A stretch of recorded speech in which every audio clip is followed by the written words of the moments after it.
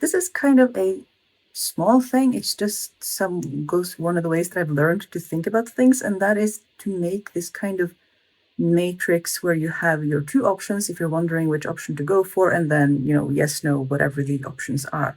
So my favorite example is to talk about climate change and whether climate change is real or not.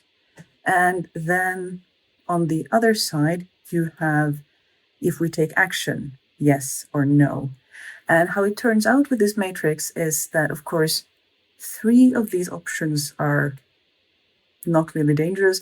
If climate change isn't real, it doesn't matter if we take any action or not.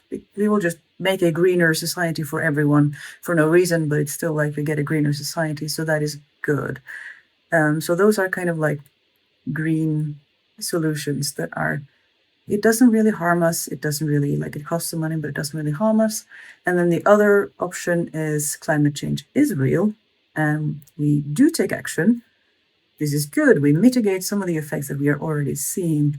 But the last and bad option is climate change is real and we do not take action on it, which leads us to this red square where you have severe effects and people are suffering, lots of refugees, lots of climate wars, things just water scarcity, a lot of that kind of droughts and food insecurity and all sorts of different things.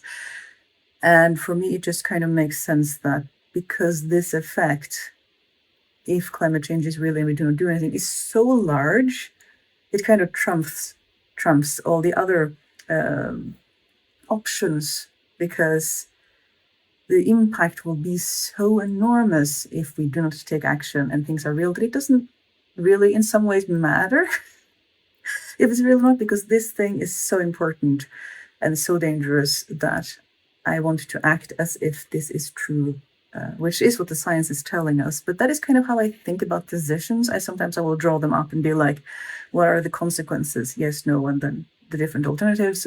And sometimes it becomes really clear that one answer is much better than all the others, or is much more impactful or important than all the others. But yeah, that is sometimes how I will sketch out decisions if I have to make them and I'm not sure what to do. I will try to look for the path of least harm, such as it is. Hope that is interesting. If you have other decisions that you also approach in this manner, please let me know in the comments down below. I would love to see other examples.